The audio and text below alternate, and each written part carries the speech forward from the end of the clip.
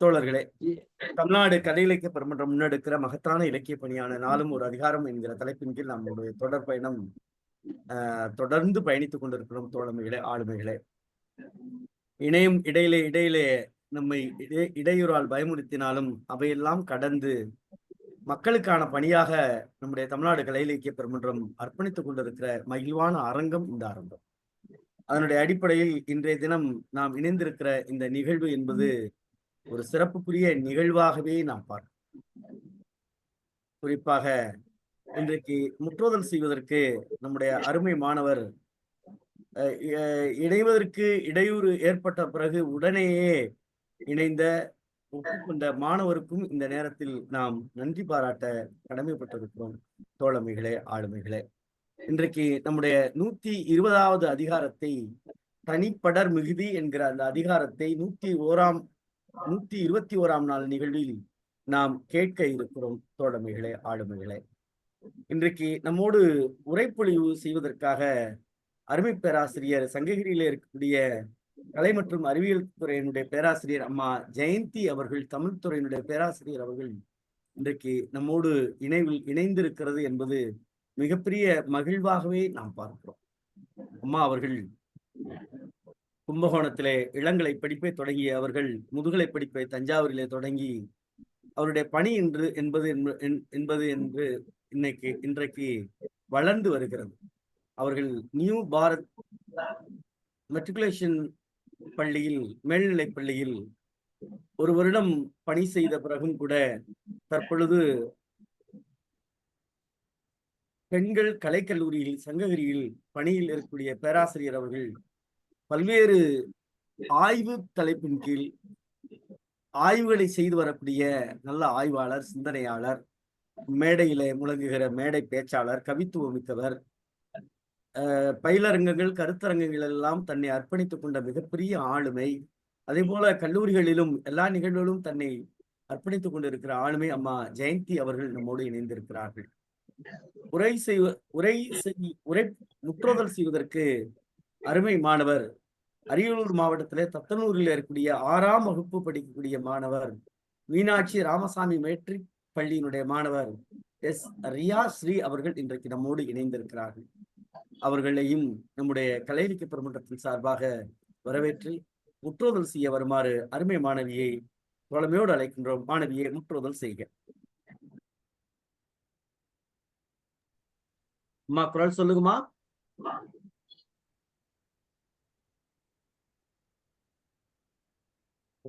ரியாஸ்ரீ சொல்லுங்கம்மா.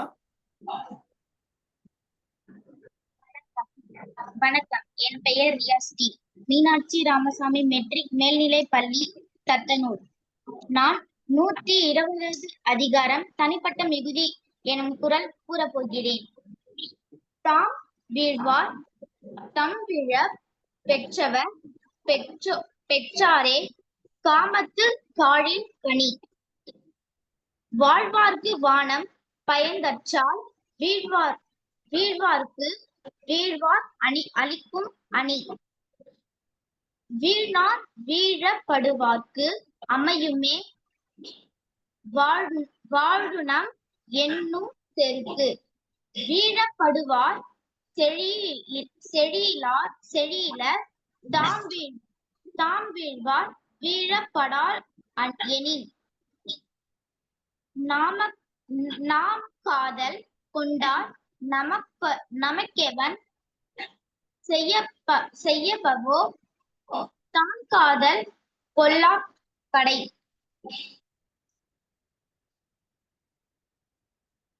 ஒருதலையான் இன்னாது காமம் காப்போல இருதலை யானும் இனிது. பருவரலும் பைதலும் காணான் கொல் காமன் ஒருவர்கண் நின்றொழுகுவான். வீழ்வாரின் நின் சொல் பெறாது உலகத்து வாழ்வாரின் வன்கணான் இல். நசையார் நல்வார் எனினும் அவர் மாட்டு இசையும் இனிய செவிக்கு.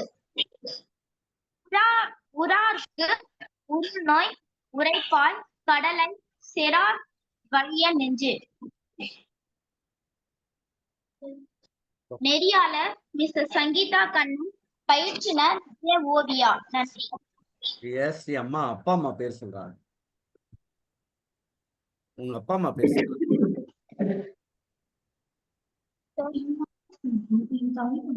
ஸ்ரீ அப்பா பேரு அம்மா பேர் சொல்றா.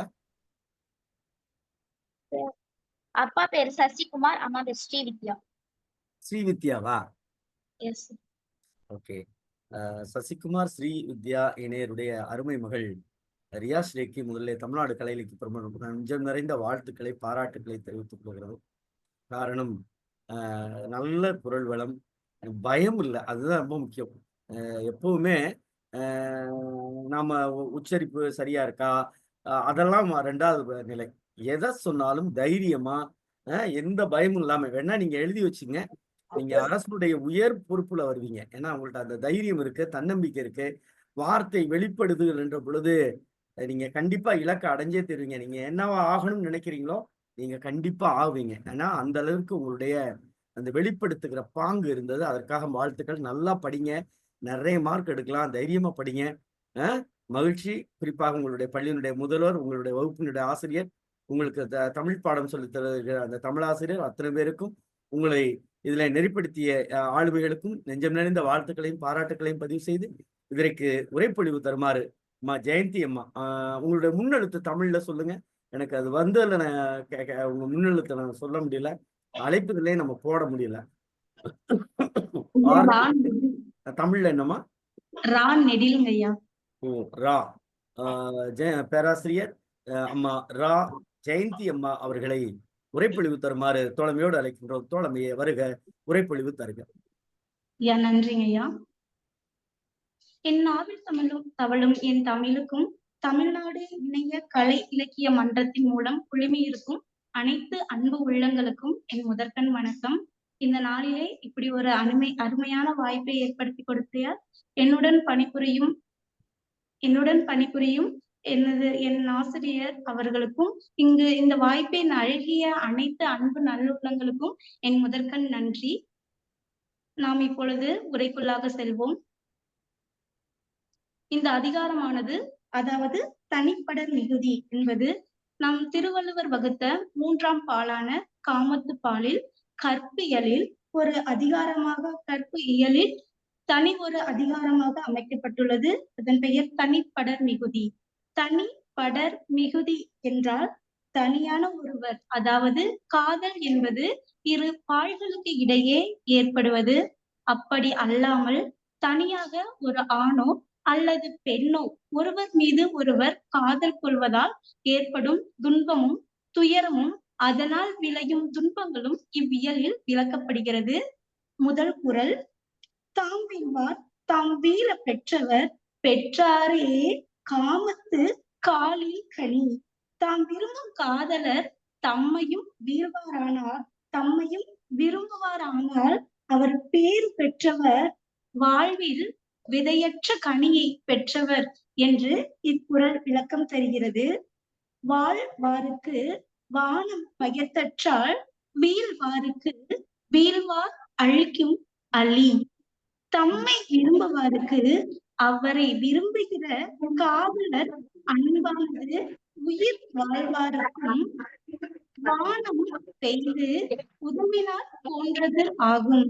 அதாவது ஒருவர் தம்மை விரும்பும் போது நாமும் அதை விரும்புவது, ஒரு காதலர் மற்றொரு காதலரை விரும்பும் போது, ஆண் அல்லது பெண் இருவரையும் விரும்பும் போது அதற்கு எதற்கு சமம் என்றால் வானில் வரும் மழையை எதிர்பார்த்து காத்திருக்கும் மகிழ்ச்சிக்கு அளிக்கும் இன்பம் போன்றது என்கிறது. வேலுணர் வீரப்படுவாருக்கு அமையுமே வாழுணம் என்னும் செருக்கு. காதல் அன்பினால் கட்டுண்டு தெரியாமல் இணைந்திருப்பவர்களுக்கு தான் இன்புற்று வாழ்கிறோம் என்னும் பெருமிதம் ஏற்படும். அதாவது ஒரு இரு காதலர்கள் ஒன்று சேர்ந்து வாழ்வார்கள், ஆனால் அவர்களிடம் ஒரு பெருமிதம் ஏற்படுமாம். அது என்னவென்றால் அவர்களிடையே எந்த ஒரு பிரிவினையும் இல்லாமல் நாம் இணைந்து இருக்கிறோம் என்ற ஐயா முத்தழகன் உங்க மைக்கை மியூட் பண்ணிக்கோங்க. குறுக்கீடுக்கு ஐயா புரித்துக் மியூட் பண்ணிட்டேன் சரி சரி சரி மியூட் சரி பண்ணிட்டேன். தோழர். அம்மா நீங்க ரொம்ப பேசுங்க இடையூறா இருந்துச்சு. தொடருங்கம்மா. பேசுங்க. வீழப்படுவார் பொழி இயலர் தாம் வீழ்வார் வீழப்படார் எனின். நாம் விரும்பும் கணவனால் நாமும் விரும்பப்படாத நிலை ஏற்பட்டால் காதலர் நட்பு உணர்வு இல்லாதவர் என்றே கொள்ள வேண்டும். அதாவது உரையாசிரியர்கள் மத்தியில் இங்கு வேறுபாடுகள் பல காணப்படுகிறது. இருந்தாலும் பொதுப்பட எடுப்போமே ஆனால், ஒரு காதலர் தன்னுடைய மனைவியை விரும்பாமல் இருந்தால் அவரிடத்தில் மனைவி மிகுந்த பற்று கொண்டவராக இருப்பாரேயானால் அங்கு காதலரே அன்பு அற்றவர் என்ற நிலையில் இங்கு பொருள் கொள்ளப்படுகிறது. நாம் காதல் கொண்டால் நமக்கெவன் செய்பவோ தாம் காதல் கொள்ளா கடை. நாம் காதல் கொண்ட காதலர் தாமும் அவ்வாறே நம்மிடம் காதல் கொள்ளாத போது நமக்கு அவர் என்ன நன்மை செய்வார்? காதலர் மட்டும் இங்கு காதல் செய்வாரே ஆனால், அதாவது காதலி மட்டும் காதலிக்கும் போது அங்கு எந்த பயனுமே இல்லை என்று இக்குறள் விளக்கம் அளிக்கிறது. ஒருத்தலையான் இன்னாது காமம் காப்போல இருத்தலை யானும் இனிது. காவடி தண்டின் இரு பக்கங்களும் ஒரே அளவு கனமாக இருப்பது போல காதலும் ஆண் பெண் இருவரிடமும் சமமாக மலர வேண்டும். அவ்வாறு மலரவில்லை என்றால் அது நமக்கு மிகுந்த துன்பத்தை கொடுக்கும் என்கிறார்கள். அதாவது ஒரு காவடியின் தண்டு என்பது இரு முனைகளிலும் இருக்கும். அங்கு ஒரு முனை கனம் அதிகமாகவும் இன்னொரு முனை கனம் தாழ்வாகவும் இருந்தால் அங்கு துயரம் ஏற்படும். அதே போன்று காதலர்கள் மத்தியிலும் இருவரிடத்திலும் அன்பு சமமாக இருக்க வேண்டும். ஒரு பக்கம் ஆணுக்கு காதல் அதிகமாகவோ பெண்ணுக்கு சலிப்பு ஏற்பட்டாலோ, அல்லது பெண்ணுக்கு மிகுதியான காதலும் ஆணுக்கு அக்காதலின் மீது அன்பில்லை என்றாலோ அங்கு சலிப்பு ஏற்படும். அப்படி ஏற்படும் சலிப்பு அல்லது கனம் அவர்களுக்கு மிகுந்த பாரத்தை கொடுக்கும் என்று கூறப்படுகிறது. பருவராலும் பைதலும் காணன்கொள் காமன் ஒருவர்கண் நின்று ஒழுகுவான். ஒருவரிடத்தில் மட்டும் காமன் நின்று இயங்குவதால் என்னை காதல் நோய் வருத்துவதையும் மேனி நிற வேறுபாட்டால் வரும் துன்பத்தையும் அவன் நோக்க மாட்டான் போலும். அதாவது காமன் என்பவன் காதலுக்கு உரியவன் என்பது நமக்கு தெரியும். அவன் ஆணிடத்திலோ அல்லது பெண்ணிடத்திலோ ஒருவனிடத்தில் மட்டும் நிற்பானே ஆனால் ஆணிற்கோ பெண்ணிற்கோ அந்த காதல் என்பது வருத்தத்தை உண்டாக்கும் என்பதை அவன் நினைய மாட்டானோ, அல்லது என் மீது படும் துன்பத்தையும், அதாவது பசலை படர்கள் போன்ற நோய் ஏற்படுவதை நாம் சங்க இலக்கியத்தில் பார்த்திருக்கலாம். அப்படிப்பட்ட நோய்க்கு நான் உள்ளாகுவதை அவன் அறிய மாட்டானோ, அவன் அதை எண்ணி பார்க்க மாட்டானோ என்று இக்குறள் விளக்குகிறது. வீழ்வாரின் இன்சொல் பெறா அது உலகத்து வாழ்வாரின் வான்கணார் இல். மன்னிக்கவும், வன்கணார் இல். தாம் விரும்பிய காதலரின் இனிய சொல்லாய் விரும்பாமல் அல்லது பெறாமல் உலகத்தில் துன்புற்று வாழ்கின்ற பெண்களை விட வன்தன்மை உடையவர் யாரும் இல்லை. நாம் அனைவரும் காதலரிடத்தில் எடுத்து பார்ப்பது அவருடைய அன்பான சொற்களை மட்டும்தான். அப்படி அவர்கள் நம்மிடம் அன்பான சொற்களை பேசாமல் போனால் அல்லது பேச விருப்பம் இல்லாமலோ நம்மளிடம் இருந்து விலகி செல்வார்களே ஆனால், அப்படிப்பட்ட பெண் இவ்வுலகத்தில் ஒருவர் வாழ்வாளே ஆனால், அதாவது தன்னுடைய கணவன் தன்னிடம் அன்பு பாராட்டாமல் விலகி செல்லும் அந்த சூழலில் ஒரு பெண் வாழ்வாளே ஆனால் அவளை விட வன்தன்மை அதாவது வீரம் படைத்தவள் ஒருவர் இங்கு இல்லை என்று கூறப்படுகிறது. நசையார் நல்கார் எனினும் அவர் மாட்டு இசையும் இனிய செவிக்கு. யான் விரும்பிய காதலர் மீண்டும் வந்து அன்பு செய்ய மாட்டார் என்றாலும் அவரை பற்றிய புகழை கேட்பதும் என் செவிக்கு இன்பமாகவே இருக்கிறது. அதாவது நான் விரும்பிய காதலர் என்னிடம் அன்பு கொள்ளவில்லை, என்னிடம் அவர் பேசவில்லை, என்னிடம் பழகவில்லை, என்னிடம் அவர் அன்பு கொள்ளவில்லை. ஆனாலும் அவருடைய பெயரையோ அல்லது அவருடைய புகழையோ யாரோ ஒருவர் பேசும் பொழுது அவர்கள் அருகில் இருந்து வரும் அந்த ஓசை என் செவிக்கு, என் காதுகளுக்கு மிகுந்த இன்பத்தை அளிக்கிறது. உறார்க்கு உறுநோய் உரைப்பாய் கடலை செராய் வாழிய நெஞ்சு. நெஞ்சே, நீ வாழ்க. உன்னிடம் அன்பு இல்லாதவர்களிடம் உன் மிகுந்த துன்பத்தை காட்டுவதை விட எளிதாக கடலை கூர்ப்பதற்கு நீயும் முயல்வாயாக. அதாவது, நெஞ்சே, உன்னுடைய அன்பு என்பது மிகவும் உயர்ந்தது.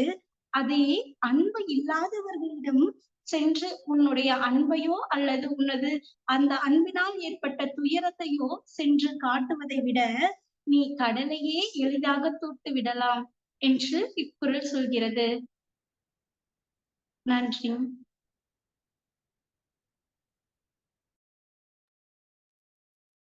ஐயா, நன்றிங்க ஐயா. ஆசிரியரே, நன்றிம்மா. இல்ல லைன்ல இருக்கேன், இணைப்புல இருக்கேன். ரொம்ப மகிழ்ச்சி. மிக்க நன்றிம்மா. விரைவா வேகமா முடிச்சிட்டீங்க. நன்றி. வழக்கம்போல் பின்னூட்டத்தை தொடங்கி வைக்கிற நம்முடைய கவிஞர் ரவீந்திர பாரதி அவர்கள்.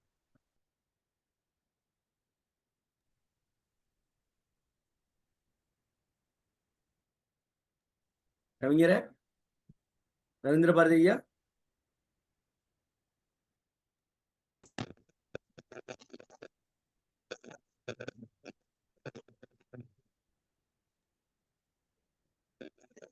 கவிஞரே, கவிஞரே, கவிஞரே.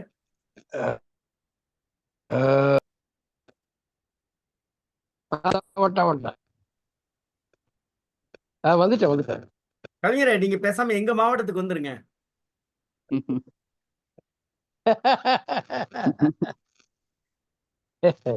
பேரன்பு கொண்ட அன்பு நெஞ்சங்களே, உங்கள் அனைவருக்கும் என்னுடைய அன்பு வணக்கம். கேக்குதா? பேசுறது கேக்குதா? நல்லா கேக்குது. நேத்த காட்டுல இன்னைக்குதான் சரியா கேக்குது. மகிழ்ச்சி மகிழ்ச்சி மகிழ்ச்சி. முற்றோதல் செய்த மாணவி அன்பு பேத்தி மிக அருமையாக தெளிந்த உச்சரிப்போடு நல்ல கணீர் கணீர்னு அருமையா சொல்லி இருக்கிறாங்க. அவர்களுக்கு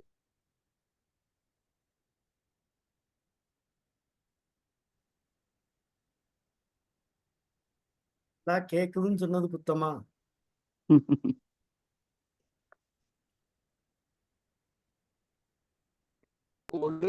நல்ல கருத்துக்களை மிக அழகாக சொல்லி இருக்கிறார்கள். அவருக்கு என்னுடைய அன்பான வாழ்த்துக்கள்.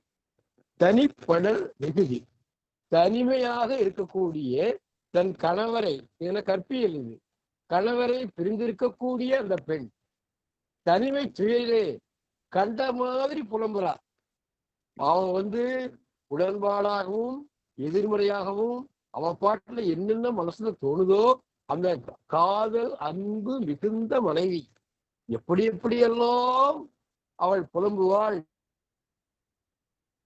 பேசுவாள் என்பதை இந்த அதிகாரத்துல வள்ளுவர் மிக அழகாக காட்டுகிறார். நம்மால் காதலிக்கப்பட்டவர், நம்மை காதலிக்கக்கூடிய ஒரு வாய்ப்பு கிடைத்தால், பேறு கிடைத்தால், காமம் என்கிற விதையில்லா கனியை பெற்றதை போல ஆகுன்றார். இந்த சீட்லெஸ் ஃப்ரூட் சொல்றா பாருங்க. இப்பெல்லாம் விதையில்லாத பழம் இருக்கு. திராட்சை பழத்துல விதையில்லாத பழம் வருது. 2000 வருஷத்துக்கு முன்ன விதையில்லாத பழத்தை பத்தி சிந்திக்கிறான் பாருங்க நம்மாளு. காமம் என்கிற விதையில்லா கனி.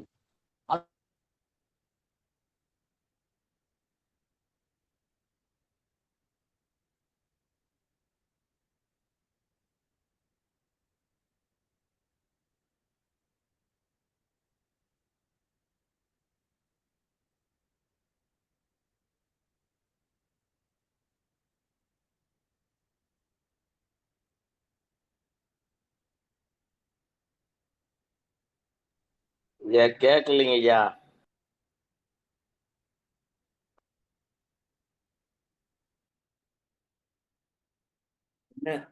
என்ன சிக்கல்னா, ஐயா பேசி இந்த வந்துருவாரு. இந்த வந்துட்டாரு. நாம் விரும்புகிறோம்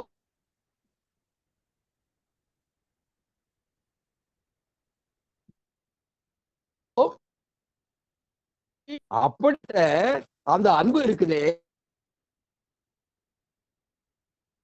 வாழ்கின்றார்களே மக்கள், அவர்கிற தக்க சமயத்துல மழை பெய்தால் கேட்குதா பேசுறது? ஐயா கருமுருகன் கேக்குதுங்களா? கேக்குது ஐயா. பேசுறது கேக்குதா? நல்லா கேக்குது, நல்லா கேக்குது. நீங்க கேக்குறது மட்டும் அவ்வளவு அழகா கேக்குது. மகிழ்ச்சி மகிழ்ச்சி. அப்போ உரிய காலத்தில் பெய்கிற மழை எப்படி மக்கள் செழிப்பாக வாழ்வார்களோ அந்த மழையினால், அதுபோல என்னுடைய வாழ்க்கை சிறப்பாக இருக்கும் என்று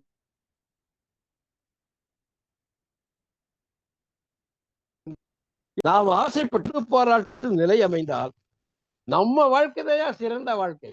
இதை விட ஒரு வாழ்க்கை இருக்குதா அப்படின்னு அவளே பெருமையா பேசுகிறார். வீடினர் வீழ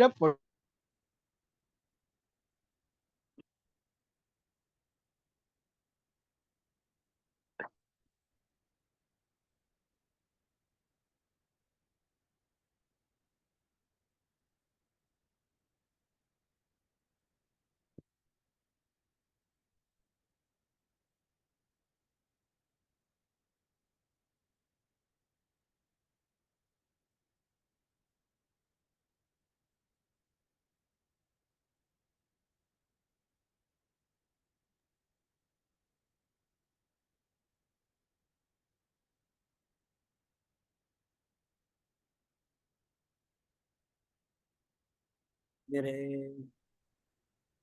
கவிஞரே.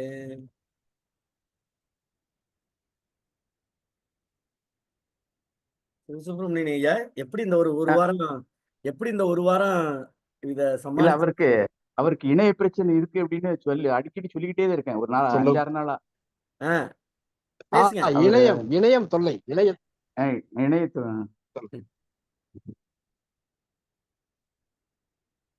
அடுத்தது எதிர்மறையா நம்பி அன்பு என்ன பலன்? துன்பம் தான் கிடைக்கும். ஆச்சா, அடுத்த குரல் ரொம்ப அருமையான குரல். ஒரு தலையான் இன்னாது காமம். அன்பு என்பது, ஆசை என்பது, காதல் என்பது ஒரு பக்கம் இருந்தால் மிக கொடியது. அது எப்படி இருக்கணுமா? ஒரு காவடியின் இரு புறமும் சமமாக எடையோடு இருந்தால் எப்படி இருக்கும்? அது வேற பரஸ்பரம் 2 பேரும் அதிக அன்போடு காதலித்தால் அதை விட வாழ்க்கையில சுகம் என்ன இருக்கு? அதுதான் ரொம்ப இனிமையானது. இந்த மன்மதன் இருக்கிறானே, ரொம்ப மோசமான அளவன். அவன் ஒரு பக்கம் மட்டுமே அவன் என்ன பண்றான்? காதலை தூண்டி விடுறான். மன்மதன் ஒருவருக்கு மட்டுமே சார்பாக இருந்து கொண்டு வம்பு செய்கிறானே. என் துன்பமும் நான் பசதையால் படுகின்ற வருத்தமும் தெரியாத அவனுக்கு? திட்டுறா, மன்மதனை திட்டுறா. பருவரலும் பைதலும் காணான்கொள். துன்பத்தையும் வருத்தத்தையும், இந்த பசலை என்கிற நோயினால் படுகிற வருத்தத்தையும் அவனுக்கு தெரியாதா?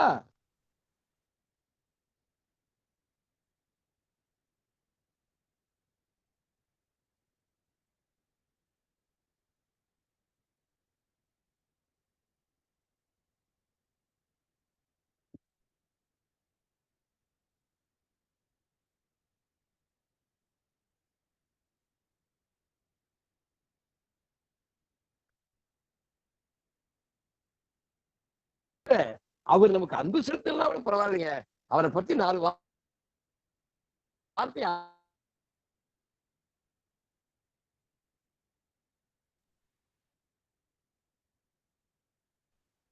உலக அவர் மாட்டு இசையும் இனிய செவிக்கு. அடுத்து கடைசி குரல் தான் ரொம்ப அருமையா சொல்றாரு. இங்கதான் நெஞ்சை விடு தூது, நெஞ்சை தூதாக விடுகிறான். என்ன எதுக்கு தூதாக விடுறான்னா, நம்ம மேல அன்பு செலுத்தாம இருக்கிறாரே நம்முடைய தலைவர், அவருக்கு ஏய் மனமே,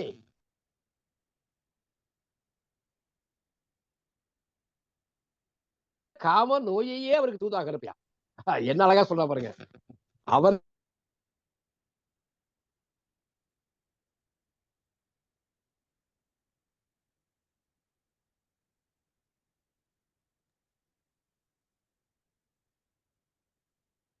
நீ அடைந்த காம நோயையே தூதாகவே இந்த துயர கடலை அப்படியாவது தூத்து விடுங்கள். மிக அருமையான அதிகாரம். ஒவ்வொரு குரலும் அப்படியே தேன் போல இருக்கிறது. வாழ்க்கையை இப்படி ஒரு பெண் அவப்படுகிறாள், அன்பினால் துயரப்படுகிறாள் என்பதை இந்த அதிகாரம் மிக சிறப்பாக எடுத்து காட்டிருக்கிறது. முற்றோதல் சொன்ன மனைவிக்கும் பொழிவு செய்த பேராசிரியர் அவர்களுக்கும் இந்த வாய்ப்பை நல்கிய நம்முடைய தமிழ்நாடு கலை இலக்கிய பெருமன்ற இலக்கிய குழுவிற்கும் அந்த விதியாளர் பேராசிரியர் கருமுருகன் அவர்களுக்கும் உலகம் முழுவதும் கேட்டுக்கொண்டிருக்கிற அன்பு தமிழ் நெஞ்சங்களுக்கும் இதற்கெல்லாம் காரணமாக அமைந்திருக்கிற நம்முடைய அன்பிற்கும் பெருமதிப்பிற்கும் உரிய தமிழ்நாடு கலை இலக்கிய பெருமன்ற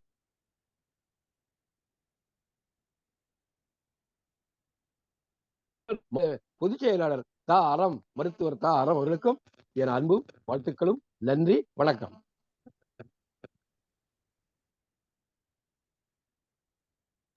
கவிஞர் அறம் பொருள் பேசும்போதெல்லாம் இணைய பிரச்சனை பண்ணல. ஆனா இன்பம் என்கிற அந்த அதிகாரம் பேசுனது இந்த முதல் நாள் தொடக்கத்துல இந்த ரசிச்சு ரசிச்சு பேசவும் யாரோ கிராமத்துல சொல்ற மாதிரி செய்வன செஞ்சு சுத்தர நீங்க அறம்பொருள் பேசணும்லாம் கண்ணீர் கண்ணீர்னு கேட்டது. ஆனா இன்பத்துப்பால் வரும்போது மட்டும் இவ்வளவு பெரிய இடர்பாடை சந்திக்குதுன்னா எனக்கே அது ஆச்சரியமா இருக்கு. ரொம்ப மகிழ்ச்சி. ஆனா நம்மளும் விடுறது மாதிரி இல்ல. என்ன இணை நீ பண்ணா பண்ணிட்டு போ, நான் பேசிடுவேன். கவிஞர் உண்மையிலே ரவீந்திர பாரதியார் இதுதான் ஒரு ஒரு ஒரு ஒரு ஒரு இலக்கிய அமைப்பினுடைய ஒரு செயல்பாட்டினுடைய உத்வேகம். என்ன பண்ணாலும் சரி போ, கவலைப்பட மாட்டேன், நான் பேசுறத இந்த பதிஞ்சிருவேன் அப்படிங்கிறது உண்மையிலே நன்றி. கலை இலக்கிய பெருமன்றம் நம்முடைய கவிஞர் மேனாள் பொதுச் செயலாளர் கவிஞர் ரவீந்திர பாரதி அவர்களுக்கு இந்த அவை நன்றியோடு மிக்க மகிழ்ச்சி. அடுத்ததாக தோழர் சிவசுப்ரமணியன் தோழர். அன்பான தோழர்கள் அனைவருக்கும் வணக்கம். அதெல்லாம் காமத்துப்பால் பேசும்போது எல்லாரும் ரொம்ப ஆர்வமா மகிழ்ச்சியோட தான் இருக்காங்க. அந்த அறத்துப்பால் பொருட்பால் பேசும்போது கூட அந்த அறக்கருத்துக்கள் வருதுனால கொஞ்சம் ஈர்க்கத்தோட இருந்தாங்க. இது நல்ல மகிழ்ச்சியா சுதந்திரமா பேசுறாங்க. ஒரு பெண்மணியே அவ்வளவு அருமையா பேசினாப்ல, அதெல்லாம் நல்லா பேசுறாங்க. இவர் பேசுனதுக்கு ஏதோ திருஷ்டியை விழுந்துட்டுன்னு சாத்தூர் சிங்கக்குட்டி திருஷ்டி போட்டு வைக்கணும்னு சொல்லியிருக்காப்ல, எழுதி போடுதாப்ல சாட்டு. சரி, இன்னைக்கு முற்றுதல் செய்த மாணவி ரியாசிரி உச்சரிப்பு அருமை. அது மேனாள் அந்த பேராசிரியர் சொன்னதுபடி துணிவு, ரொம்ப துணிச்சலா சொன்னாப்புல.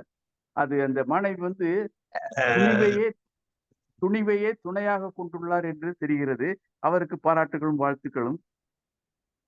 அடுத்து உரைப்பொழிவாளர் பேராசிரியர் ஜெயந்தி அவர்கள் சுருங்க சொல்லி விளங்க வைத்தல் என்ற உத்தியை கையாண்டு நல்லா விளக்கி சொன்னார். அவருக்கும் பாராட்டுகளும் வாழ்த்துக்களும்.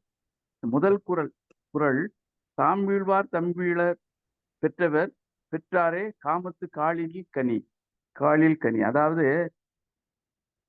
காதலிக்கப்பட்டவர் அப்படின்னு பொருள் எழுதியிருக்காங்க. விருப்பப்பட்டவர், அதாவது மனைவி விருப்பப்பட்டதா, அவன் விருப்பப்படல அப்படின்னு சொல்லுதாப்புல. அவன் விருப்பப்பட்டா ரொம்ப பெருமையா இருக்கும், ரொம்ப பேறு பெற்றவளாக மாறிவிடுவேன். அப்படி இல்லாததுனால இந்த காமம் விதையில்லா கனியை போன்றது.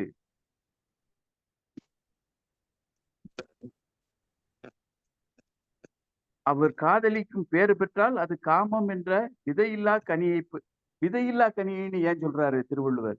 எனக்கு இதுல ரொம்ப விதையில்லா கனிங்கிறது பழம் முழுவதையும் சாப்பிடலாம், விதை இருந்தா அது பாதி கழிச்சது மாதிரி தான்.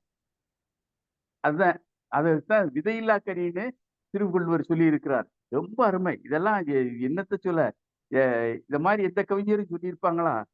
எந்த புலவரும் சொல்லியிருக்கவே மாட்டாங்க. ரொம்ப அதுதான் முத்தாய்ப்பு.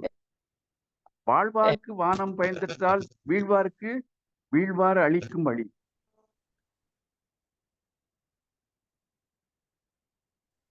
அதாவது ரெண்டு பக்கமும் விருப்பம் இருந்தா உரிய காலத்தில் பெய்த மழையை போல, உரிய காலத்தில் பெய்த மழை. இப்போ அவன் விருப்பம் இல்லை, இந்த வேலை, இந்த பொருள் ஈட்டல் ஏதோ ஒரு பிரிவுனால அவன் இந்த வேலைன்னு இருக்கான், விரும்பாம இருக்க மாட்டான். அந்த வேலையில மூழ்கி இருக்காமனு வச்சுக்கலாம். உரிய காலத்தில் பெய்த மழை ரெண்டு பேரும் விரும்பலாம். அதான் சேர்ந்து இருக்கணும், பிரிவு இல்லாம சேர்ந்து இருக்கணும். அதுதான் உரிய காலத்தில் பெய்த மழையாக கொள்வதாக திருவள்ளுவர் சொல்லுதார். இது பிரிஞ்சு இருக்கிறதுனால தப்பி பெய்த மழை, அது பயிருக்கும் ஆபத்து, உயிருக்கும் ஆபத்து, உயிருக்கும் சேதம், பயிருக்கும் சேதம், உயிருக்கும் சேதம் என்று சொல்ல தோன்றுகிறது. அடுத்து, ஒரு தலையான் இன்னாது காமம் கைப்போல், 6வது குறள். இருதலையானும் இனிது. ஆசை ஒரு பக்கம் மட்டும் இருப்பது அந்த காவடி, அதுல ஈர்ப்பு சுமை பெற்றிருப்பது போல் இரண்டு உள்ளங்களும் இணைஞ்சிருந்தாத்தான் 2 பக்கமும் ஈர்ப்பு சுவை, அந்த சுமைங்கிறது சரியா இருக்கும். சுமந்து கொண்டு செல்வதற்கு எளிதாக இருக்கும், சுமந்து கொண்டு செல்லலாம். இது ஒரு பக்கம் மட்டும் ஈர்ப்பு சுமை இருந்தா அது என்ன செய்யும்? அது கவிழ்ந்து விடும். அந்த காவடியானது கவிழ்ந்து விடும். அதைத்தான் குறிப்பிடுகிறார். அடுத்து, பருவராலும் பைதலும் காணான்கொள் காமன் ஒருவர்கண் நின்றொழுகுவான். ஆமா, என் மேல மட்டும் மன்மதன் காம மலரம்பு எய்கிறான். அவர் மேலையும், அதாவது என்னுடைய கணவன் பிரிஞ்சு போன, என்னை விட்டுட்டு தனியா விட்டுட்டு பிரிஞ்சு போன கணவர் மேலையும் காம மலரம்பு விட்டால் என்ன அப்படின்னு காமனை பற்றி கேட்கிறான். இவன் காமன் ஒரு பக்கம் சார்ந்து இருக்கிறானே அப்படின்னு காமன் மேல குற்றம் சாட்டுகிறார். ரொம்ப அருமை. அடுத்து 9வது பாட்டு. நசையார் நல்கார் எனினும் அவர் மாட்டு இசையும் இனிய செவிக்கு. என்னதான் இருந்தாலும் சரி, பாருங்களேன், பிரிவு துன்பத்தை கொடுத்தான், புலம்புதா. ஆனாலும் கணவனை பற்றி யாரோ புகழ்ந்து பேசுறாங்க, அதை கேட்டு இவள் மகிழ்ச்சி கொள்கிறாள். அதுதான் பெண்மை. அதுதான் பெண்மை. அந்த பிரிவு துன்பத்தை எல்லாம் விலக்கி வச்சுட்டு அவனை பற்றி புகழ்மொழி கேட்டதும் மகிழ்ந்து குதூகலம் அடைகிறாள், ரொம்ப பேரின்பம் அடைகிறாள். அது பெண்களுக்கே உரிய இயல்பு. ரொம்ப மென்மையான தன்மை உள்ளவர் பெண்கள் என்பதை சொல்லி என்னுடைய பின்னூட்டத்தை நிறைவு செய்து கொள்கிறேன். வாய்ப்புக்கு நன்றி, வணக்கம். நன்றி தோழமையே. நீண்ட இடைவெளிக்கு பிறகு அம்மா அறச்செல்வி அம்மா.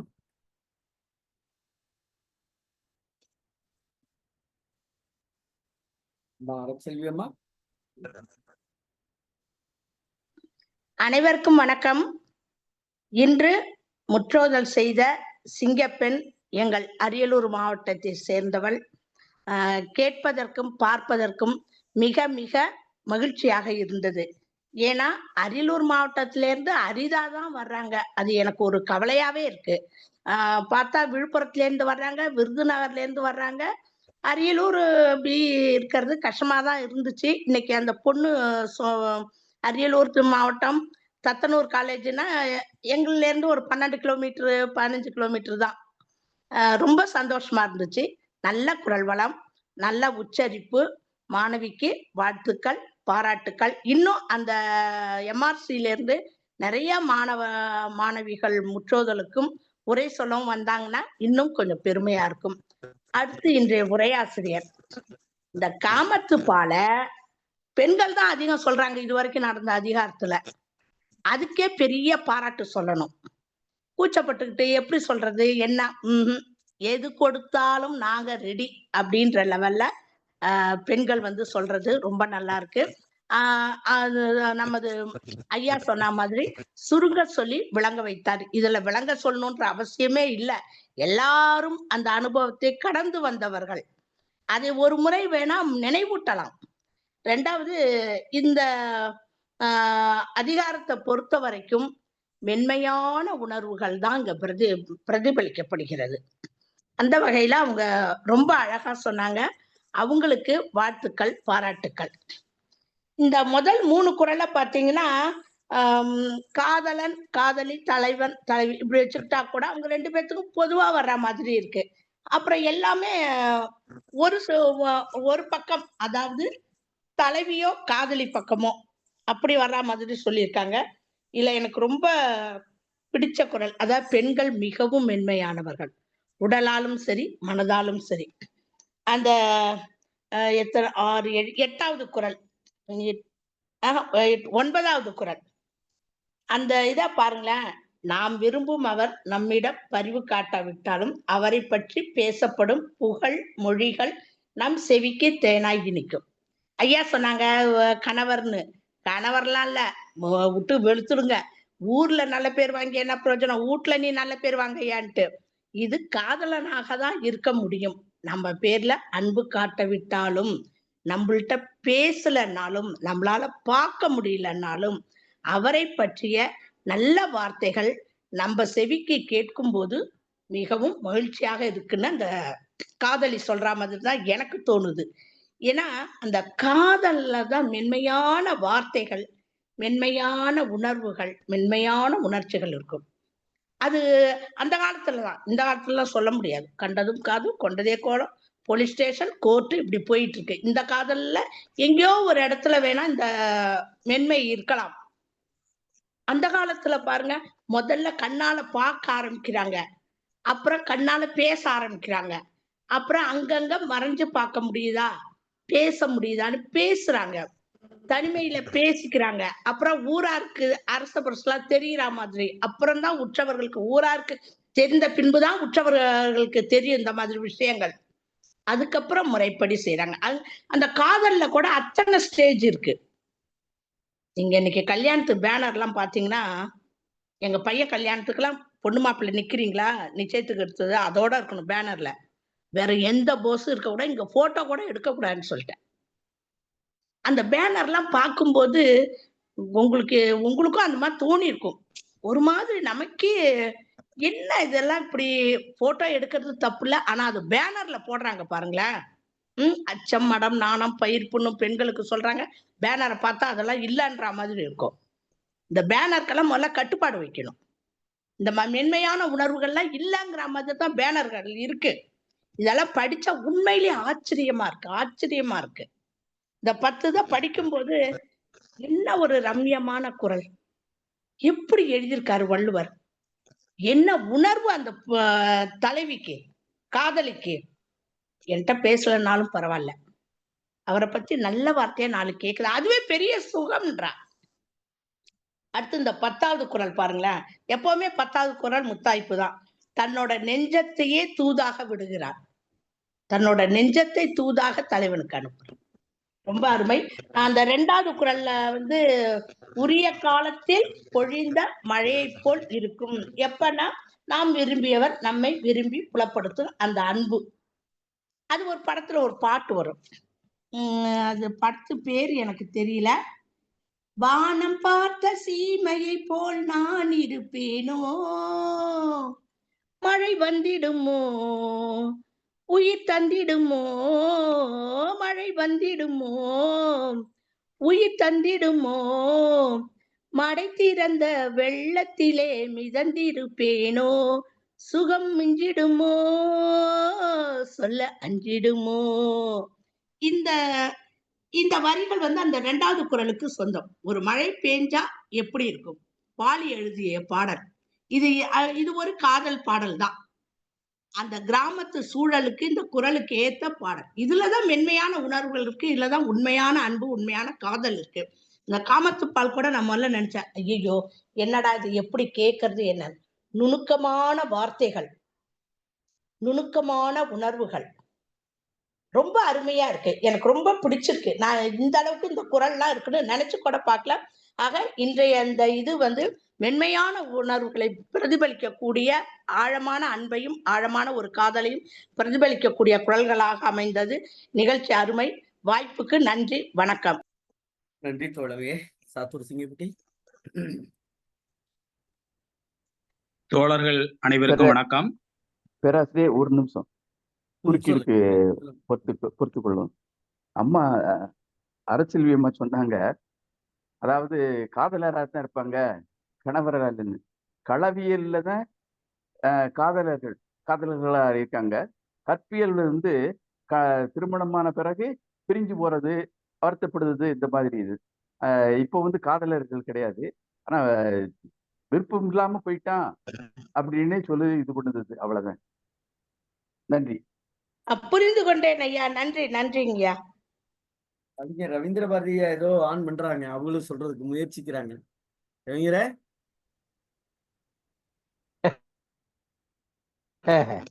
இல்ல இல்ல அதாவது கணவனும் காதலனே, மனைவியும் காதலி. சரி. கணவனும் காதலன் தான், மனைவியும் காதலிதான்.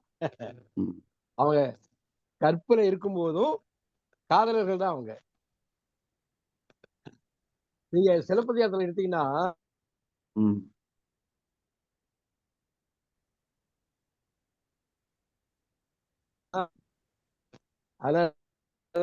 அதை கண்ணை அன்பு அரசியல் சொன்னதும் ஒக்கும், சிவசூரிய சொன்னதும் ஒக்கும்.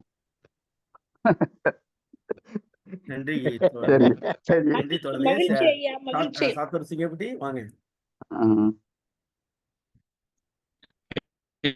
வணக்கம் தோழமைகள் அனைவருக்கும் வணக்கம், வாழ்க வளமுடன்.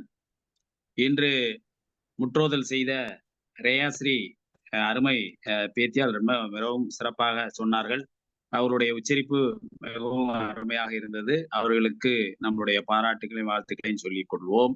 வாழ்க வளமுடன். அடுத்ததாக உரைப்பொழிவு நிகழ்த்திய ஜெயந்தி அவர்கள் சுருங்க சொல்லி விளங்க சொன்ன மாதிரி அருமையாக அந்த 10 குறளுமே விளக்கமாக சொல்லி முடித்தார்கள். அருமையான அதற்கு மேல விளக்கி சொல்றதுக்கும் ஒண்ணும் இல்லை. ஏன்னா இது வந்து காமத்து பால்ல இன்பத்தை கொடுக்கக்கூடிய, அது ஒரு வார்த்தை சொன்னாலும் அது இன்பமாகத்தான்.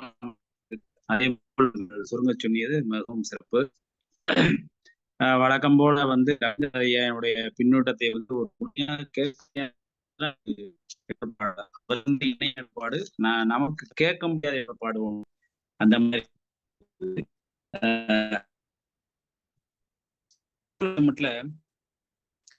ஒரு அம்மா அரசியலியமா அந்த ஒரு பாடம் பாட, அது வேற ஒண்ணும்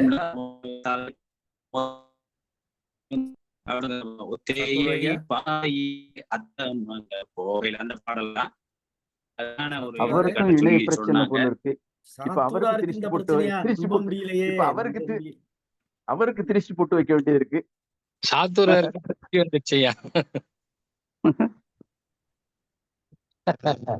சாத்தூரார் இல்லை என்றால் சாரமே இல்லை. சாரமே இல்லை. அதனாலதான் திருஷ்டி பட்டுச்சுங்கய்யா. ஆமா, சாத்தூரார் கோச்சுட்டு வெளியில போயிட்டார். இனிமேதான் வருவாரு.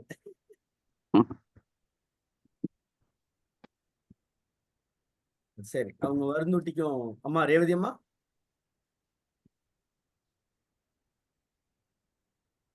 தமிழ்நாடு கலை இலக்கிய பெருமன்ற உறுப்பினர்கள் அனைவருக்கும் தனிப்படர் மிகுதி. முற்றோதல் செய்த ரியாஸ்ரீ 6ஆம் வகுப்பு படிக்கும் மாணவி என்று சொல்லும் பொழுது இந்த தலைப்புல சின்ன பிள்ளைங்க கூட சொல்ல வராங்க அப்படிங்கிறது அதே ஒரு பெரிய பெருமையா தான் இருக்கு. அடுத்து உரைப்பொழிவு செய்த பேராசிரியர் ஜெயந்தி அவர்கள் மிகவும் விளக்கமாக அதே நேரத்துல சுருக்கமாக சொல்லிட்டாங்க. இந்த அதிகாரத்துல முதல் 3 திருக்குறள்ல 3 குறள்கள்ல பாத்தீங்கன்னா விரும்பப்பட்ட கணவர், அவரால் விரும்பப்படும் மனைவி, அவங்கள பத்தி சொல்லுது. அடுத்தால 4வது இதுல பாத்தீங்க அப்படின்னீங்கன்னா பிறரால் விரும்பப்படும் பெண்கள் கணவரால் விரும்பப்படாராயின் அப்படின்ட்டு, கணவரால விரும்பப்படல ஆனா அந்த அம்மாட்ட எல்லா தகுதிகளும் இருக்கு, நல்ல பொம்பளையா இருக்கு, மத்த எல்லாரும் விரும்புறாங்க அப்படின்னாலும் அந்த நல்வினை பயன் அவங்களுக்கு இல்ல, நல்வினை பயன் பொருந்தாதவர் அப்படின்னு அவர் திருவள்ளுவர் சொல்றதுல இருந்து ஊழ்வினை உறுத்து வந்து ஊட்டும்னே சொல்லுவாங்க. இப்ப எங்க ஊர்ல எல்லாம் ஒரு அக்கா எதை எடுத்தாலும் சாதாரணமா சொல்லணும். அப்ப அதெல்லாம் யோசிச்சு பார்க்க வேண்டியதா இருக்கு. உண்மைதான் போல் இருக்கு அப்படின்ட்டு. அடுத்த 5வது பாட்டுல காதல் செய்யாத கணவன் அவன் என்ன இன்பத்தை தந்துருவான் அப்படின்ற மாதிரி கேட்கறாங்க. 6ல வந்து கணவன் மனைவி 2 பேருக்குமே பொதுவாக சொல்லிட்டாரு. எப்படி தராசு காவடி கம்பு ஒரே பாரத்தை 2 பக்கமும் வச்சிருக்குமோ, தராசு 2 பக்கமும் ஒரே சமமான பாரங்கள் வச்சிருந்தாதான் சமமா இருக்குமோ, அத மாதிரி இருவருக்குமே இருக்க வேண்டும் என்று அந்த 7வது குறளே அதே மாதிரிதான் காமக்கடவுள் பெண்ணுக்கு மாத்திரம் ஏன் துன்பத்தை தாரான், அது அந்த அந்த கடவுளுக்கே தெரியாதா அப்படின்னு கேக்குறாங்க. 8வது குறளை பாத்தீங்க அப்படின்னீங்கன்னா காதலரிடம் இருந்து ஒரு இனிய சொல்லாது கேட்க பெறாமல் பிரிவை பொறுத்து கொண்டு வாழ்கின்ற பெண்களை போல வலிய நெஞ்சமுடையவர் உலகத்தில் இல்லை அப்படின்ட்டாப்ல. அப்ப கணவனோட இருக்கிறவங்க நாங்க இன்பமா இருக்கிறோம் அப்படிங்கிற செருக்கோட இருப்பாங்க அப்படிங்கிறப்ப அந்த கணவன் விட்டு பிரிந்து போன அந்த பெண்கள் மனசுல ரொம்ப வலிமையோட இருக்கிறாங்க அப்படின்னு. அப்ப பெண்ணை வந்து எவ்வளவு இதா சொல்லியிருக்காரு அப்படிங்கிறது.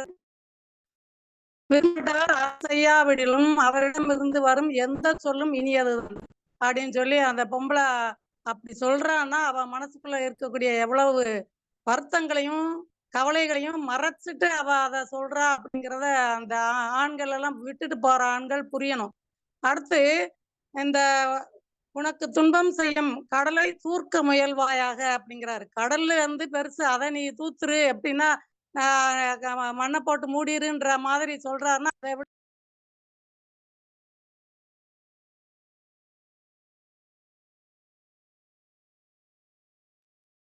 அவங்களும் வெளியில போயிட்டாங்க. ஐயோ, என்ன இன்னைக்கு அதிசயமா இருக்கு. சத்துராரே வாங்க.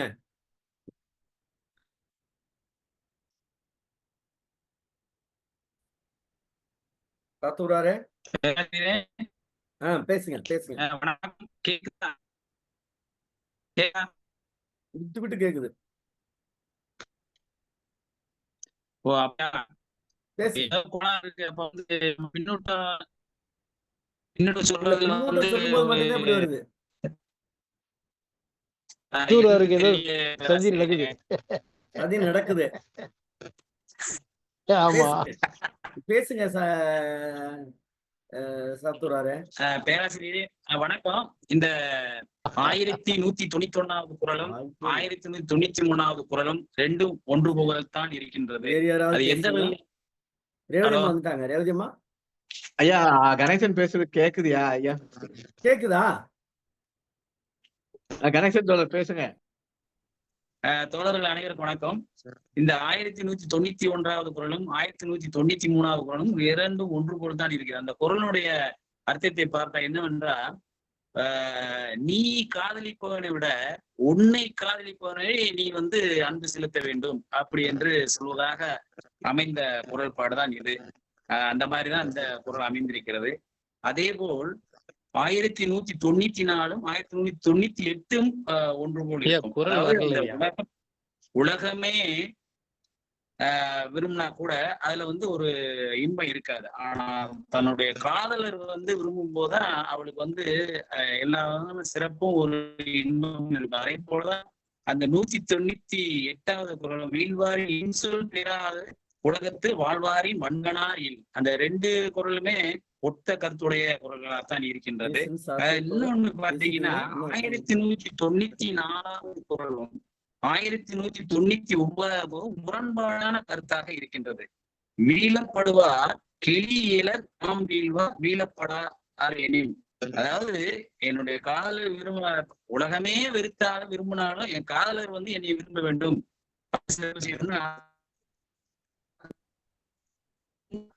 என் நசைய நல்காயின் அவர் நாட்டு இசையும் இது இப்படி கேக்குதுயா?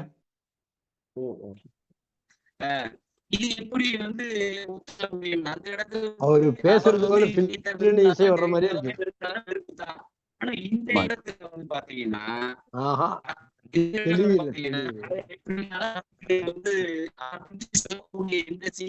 சுத்தமா கேட்கலைங்க. ஐயா, உங்க பேச்சு சரியா தெளிவா கேட்கல. அவருக்கும் இணை பிரச்சனை தான். வேற மேலாள் பூச்செயலாளர் இணை பிரச்சனை. இணை பிரச்சனை.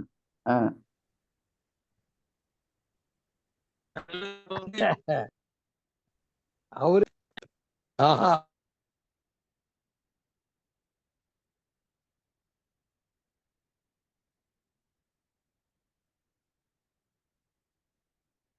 அத்துரார் வெளியில போயிட்டாரு. ரேவதியம்மா, நீங்க பேசுனது அந்த குறைய பேச முடியலாமா? ரேவதியம்மா ஐயா, எனக்கு இடர்பாடு கொடுத்துருச்சு. அதாவது இந்த 10வது திருக்குறள்ல திருக்குறள் ஐயா சொல்லும் போது கடலை தூத்துருன்ற மாதிரி காம நோயை தூத்துரு அப்படின்றாங்கன்னு நினைக்கிறேன். இந்த பாத்தீங்கன்னா பெண்களை வந்து ரொம்ப வலிமையாக இருக்கிறாங்க அப்படிங்கறத சொல்றாரு. யாரு கணவன் விட்டுட்டு போனவன் அந்த பெண்கள் தான் வலிமைன்னு சொல்ற மாதிரி இருக்கு. அந்த வலிமையை அடைய அவ இப்போ மனசுக்குள்ள ரொம்ப வருத்தப்பட்டிருப்பா. ஊர் உலகத்துல எல்லாம் ஏத்து பேச்சு வாங்கியிருப்பா அப்படிங்கிறது அந்த பொம்பளைக்கு மட்டும்தான் தெரியும். இதை கேட்டுட்டு இருக்கிற ஆம்பளைங்க இந்த யார் யாருக்கெல்லாம் சொல்ல முடியுமோ இந்த அதிகாரத்தை எல்லாரையும் படிக்க சொன்னீங்கன்னா நல்லது. வாய்ப்பு கொடுத்தமைக்கு நன்றி, வணக்கம். நன்றி தோழமையே. சத்துரார் பேசலாமா? பேராசிரியரை இப்ப நல்லா கேக்குதா? இப்ப நல்லா கேக்குது, பேசுங்க. சரி சரி சரி. அதாவது இந்த 1191வது குறள், ஒரு தலையான் இன்னாது காமம் காப்போல இருதலையானு இனிது. காதல் ஒருவரிடம் மட்டும் இருப்பது துன்பமானதுதான். அது காவடியின் சுமை போல இருவரிடமும் ஒப்ப இருந்தால்தான் சிறப்பாக அமையும், இன்பமாக அமையும் என்று இந்த இடத்துல சொல்றாங்க. இதே இத படர் மெலிந்து இரங்கல் என்ற அதிகாரத்துல 1163ல காமமும் நானும் உயிர் காவா தூங்கும் எண் நோனா உடம்பின் அகத்து, அதுலயுமே இந்த காவடியை கொண்டாந்து புகுத்துறாரு. துன்பம் தாங்காத என் உடலில் உயிரே காவடி தண்டாக காதலும் நானுமாக இருபுறமும் இருந்து தொங்குகிறது. அந்த இடத்துல இருவரும் தொங்குகிறதுன்னு சொல்றாரு. ஆனா அந்த இடத்துல சொல்லும் போது ரெண்டும் சமமாக இல்லாத தன்மையாக இருக்கும்போது அந்த காவடிய சொல்றாரு. ஆனா இந்த இடத்துல இந்த காவடி தண்டு வந்து இருபக்கமும் சமமாக இருக்க வேண்டும் என்று சொல்வதாக அமைந்த குறளாக இருக்கின்றது. அடுத்ததாக 1200வது குறள், உறா அற்கு உருநோய் உரைப்பாய் கடலை செராய் வாழிய நெஞ்சு, உள்ளமே நீ வாழ்க இணையாதீரோட நீ உற்ற நோயை சொல்ல கருதுவாய், அதைவிட துயரைக் கடலை தூர்க்க முயல்வாக அப்படின்னு சொல்றாங்க. இதே இது வந்து 1143 அலர் அறிவுறுத்தல வந்து உறாதோ ஊரறிந்த கவ்வை பெறா அரு பெற்றன்ன நீர்த்து, எம் சேர்க்கை பற்றி எல்லோருக்கும் எட்டும்படியாக அவர் பரப்பியது எனக்கு ஏற்றதே, அதை பெற முடியாத சேர்க்கையை நான் பெற்றது போல் இன்பம். அப்ப இந்த குறளை பார்த்தீங்கன்னா பரவாயில்ல அப்படின்னு சொல்ற மாதிரி இருக்கு. அந்த குறளையும் அப்படித்தான் வந்து அந்த கடலை வந்து அவர்கிட்ட போய் அனுதாபத்தை கேட்டுக்கிட்டு இருக்கிறத போய் பேசாம கடலையே தூர்த்துட்டு போயிடலாம் அப்படின்னு சொல்ற மாதிரி இருக்கு. இந்த குறள்ல பாத்தீங்கன்னா இந்த குறள் என்னதுன்னா, காதல் இல்லாதது ஒரு வாழ்க்கையாகுமா, கண்கள் சொல்லாமலே அது காட்சி தோன்றுமா, பெண்மை தொடாதது பெருமையாகுமா, முத்தம் தராமலே முழுமையாகுமா அப்படிங்கும்போது இந்த காதல் வந்து 2 பேருக்குமே சமமா 2 பேருக்குள்ள இருக்கணும். அப்படி இல்லாத பட்சத்துல வந்து அது ஒரு உண்மையான ஒரு இனிமையான காதலாக இருக்காது என்று சொல்வதாக அமைந்தது. இந்த 1194வது குறளுக்கும் 1199வது குறளுக்கும் கொஞ்சம் ஒரு முரண்பாடான கருத்தாகத்தான் இருக்கின்றது. அந்த வகையில் இந்த இதை வந்து கொஞ்சம் விளக்குனா நல்லா இருக்கும்னு நினைக்கின்றேன்.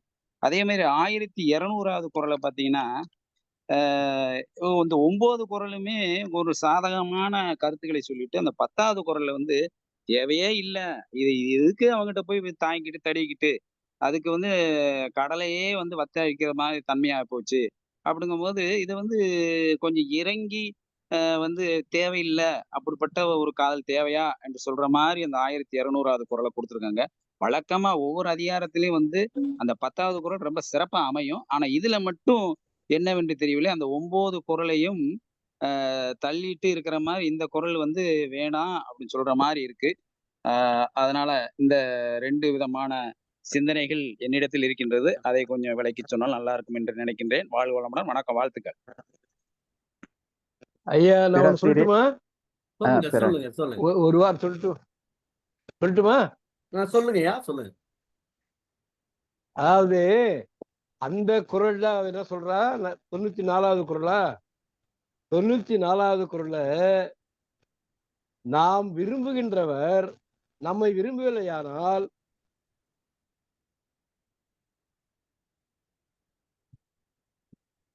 நமக்கு உறவே, ஏன்னா அவனை விட என்ன சொல்றா, அப்படி உறவே இல்லைன்னா கூட நம்ம தலைவனை பத்தி கணவனை பத்தி 4 பேர் 4 வார்த்தை நல்லா பேசினா என் காதுக்கு இனிமையா இருக்கு. ஐயா அவ வந்து கணவனை பிரிந்த மனைவி, அந்த மனைவி துன்பத்துல தனியா புலம்பிட்டு இருக்கிறா. நீங்க சொல்ற மாதிரி ஒரே கருத்து வர மாதிரி சொல்ல முடியாது. ஒரு தடவை புகழ்வா, ஒரு தடவை இகழ்வா, காட்டுவா. எங்க ஊர்ல ஒரு ரொம்ப வயதான அம்மா இருந்தாங்க. 90 வயசுக்கு மேல இருக்கும். அவங்க என்ன பண்ணுவாங்க, அவருக்கும் அவருடைய கணவனுக்கும் இளம் வயதுல நடந்த உரையாடல்களை பத்தி பேசி பேசி அவங்களே பேசிக்கிட்டு இருப்பாங்க. நான் போய், என்ன பாட்டி இப்படி பேசுறேன்னா,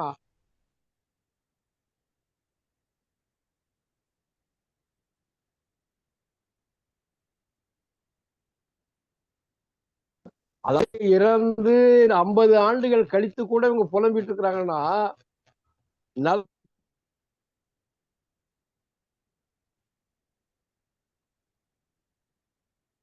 தனிமையில துன்பப்படுகிற ஒரு இளம்பெண் எப்படியெல்லாம் புலம்புவா.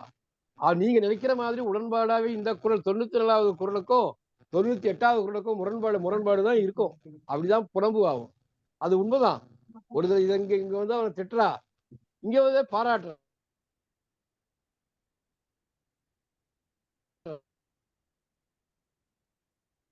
நம்மளை பிரிஞ்சே போறது கூட அவனை அது ஒரு மென்மையான குணம் படைத்தவர்கள் அப்படிதாங்க. நன்றி, வணக்கம்.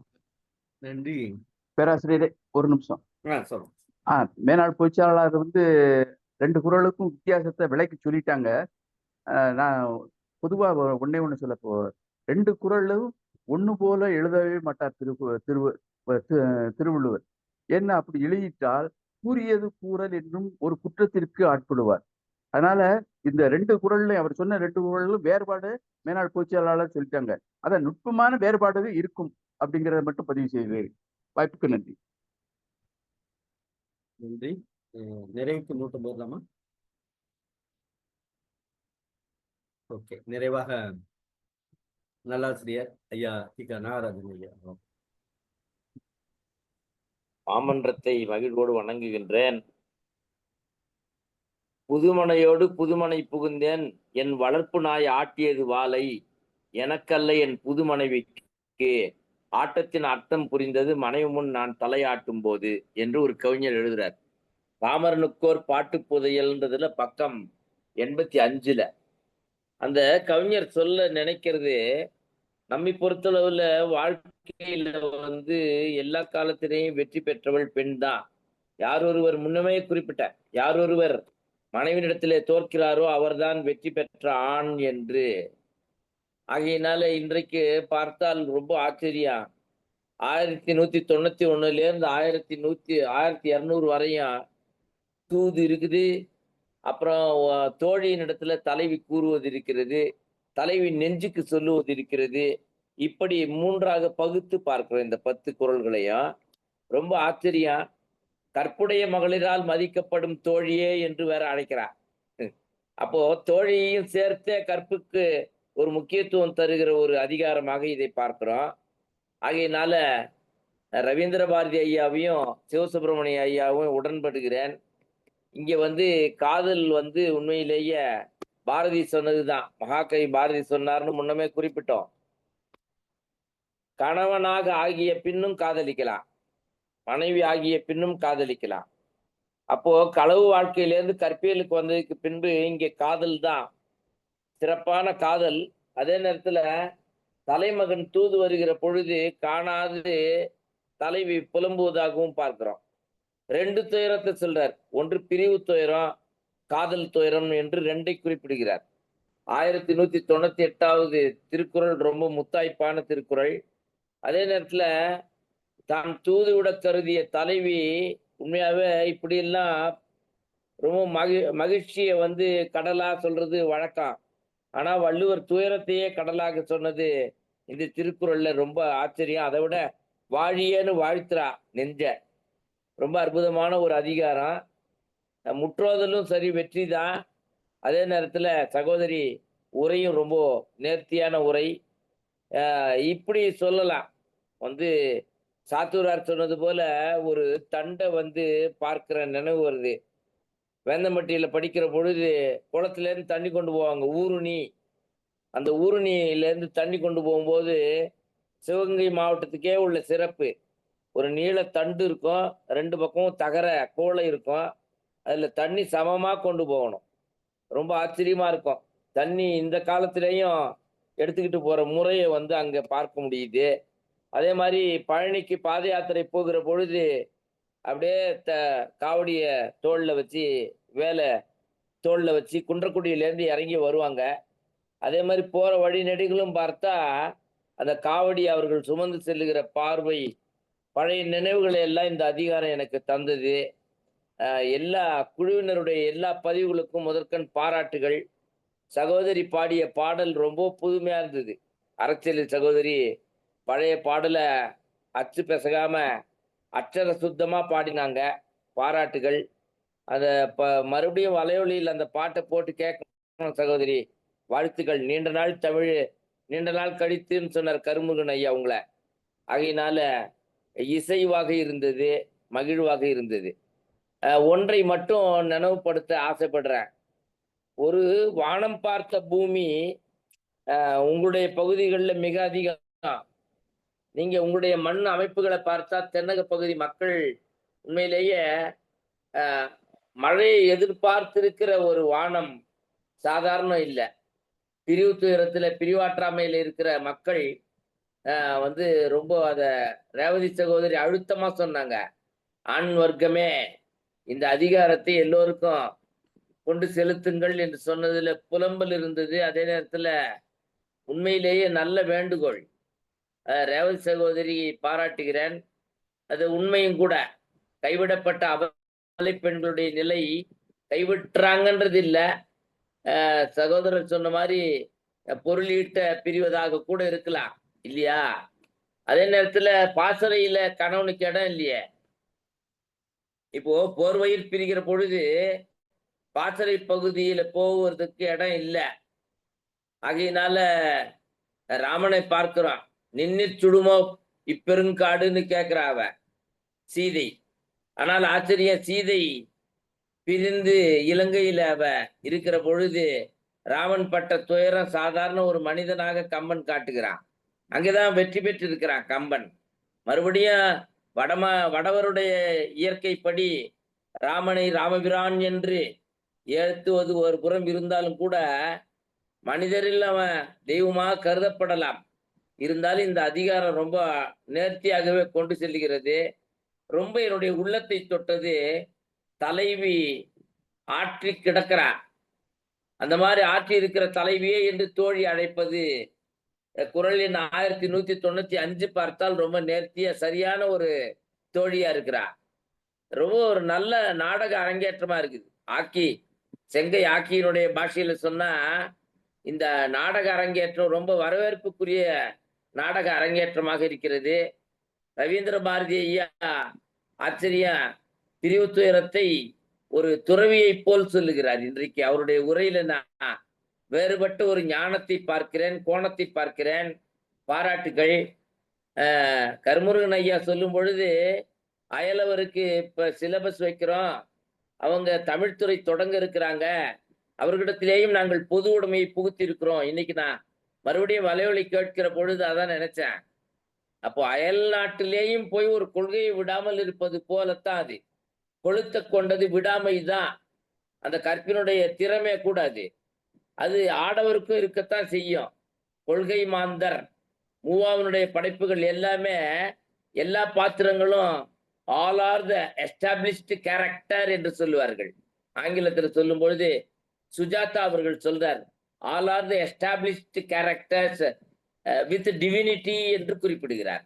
ஆகையினால சுஜாதாவினுடைய அந்த வரிகள் தான் மூவா பற்றிய கண்ணோட்டம்.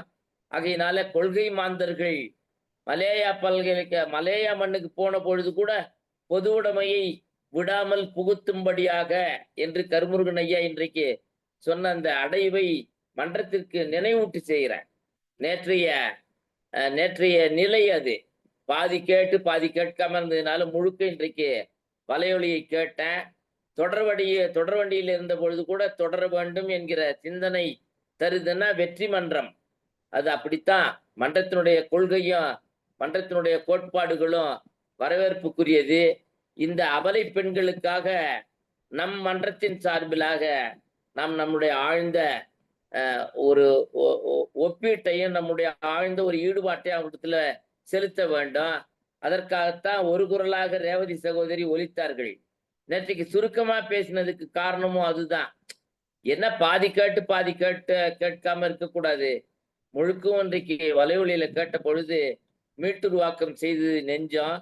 இந்த உண்மையிலேயே இந்த அதிகாரம் வெற்றி அதிகாரமாக மற்ற எல்லா நாட்களை விட இன்றைக்கு பின்னூட்டமும் ரொம்ப அடைவாக இருந்தது.